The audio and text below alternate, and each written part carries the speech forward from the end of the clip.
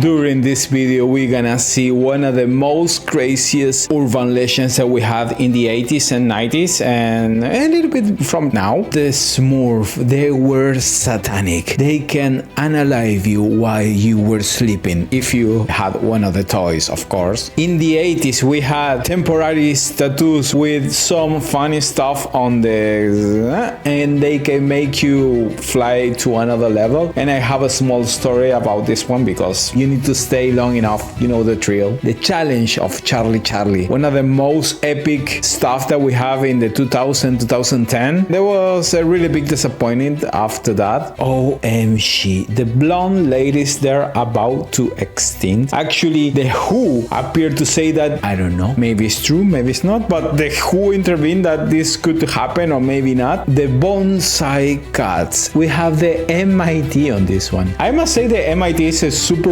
respectable university, but some of the students, they are not. So we have some MIT investigation on this one. Ladies and gentlemen, as always, we're gonna start for the beginning.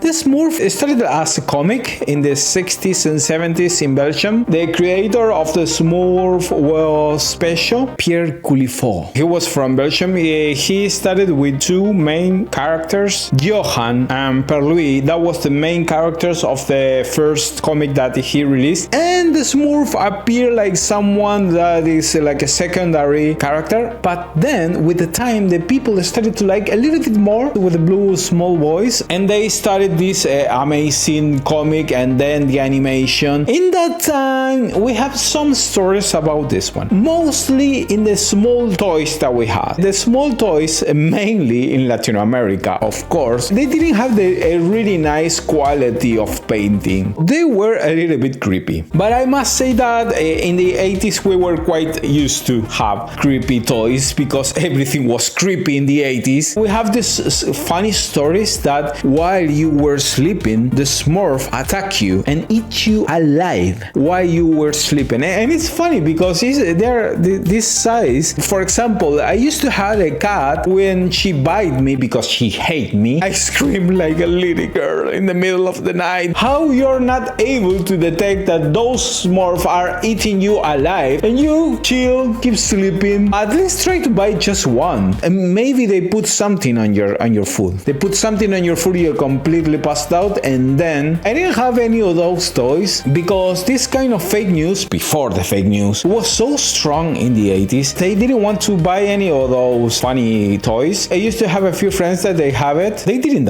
They had a beautiful and incredible life, better than me. I just want the toys that nobody...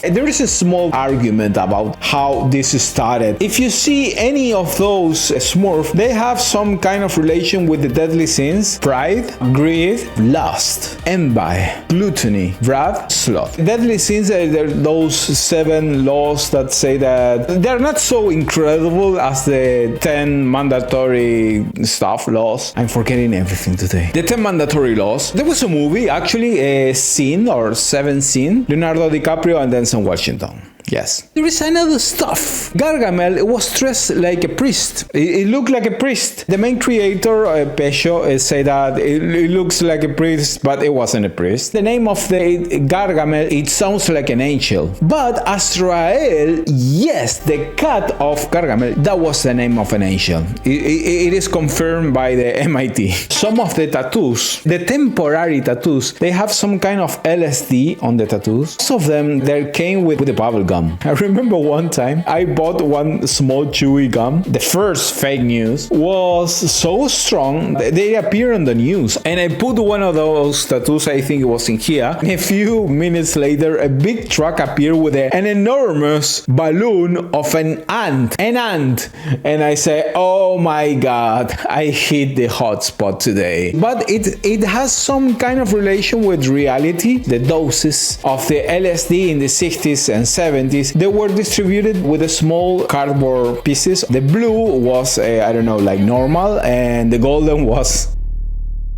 How work Charlie Charlie? Were two pencils, one in top of the other one, and it says yes or no. If the pencil move, Charlie Charlie, are you in here? Oh my god! You need to run away from your house. Run away from your house in the middle of the winter. 0 degrees. Everything is frozen. You know what, Charlie Charlie, I'm gonna stay. I don't know why in USA it's super common to have a Ouija table, and everybody says that it's super dangerous. In the 80s, we didn't have Ouija tables because we are completely poor, but we used to have something like the game of the Glasgow. The name was 2 Gears, 1 Cup. That was the name of the game. Some of your friends put the hand on this one, and the cup started to move, and say, you need to buy Bitcoins. You need to make a career as a YouTuber. That challenge was super viral in the 2000 and whatever, but then Warner released a movie known as The Gallows, the hanging stuff. It was shown that all the challenge of the Charlie Charlie that started like the first videos were recorded by Warner Bros. To try to make the challenge. I must say that it was a really nice idea, but everybody was doing the Charlie Charlie stuff. This story is something really important. The blonde ladies, not the blonde boys, they're going to be extinct in 200 years. OMG. This is serious, okay? If this story is in here, I can assume that is not so true. Was 2002, Facebook, yes, a little bit of Facebook. No, not even Facebook, nothing. Just newspapers and news and all the stuff. Everybody was crazy. OMG. Blonde ladies are not going to be with us again. It makes a little bit of sense because if you are brown hair like me, if you date with a blonde lady and they in love and they have a house and a beautiful car, if you have kids, they're not going to be blonde because this hair is stronger. That's how hair works. That story is not true.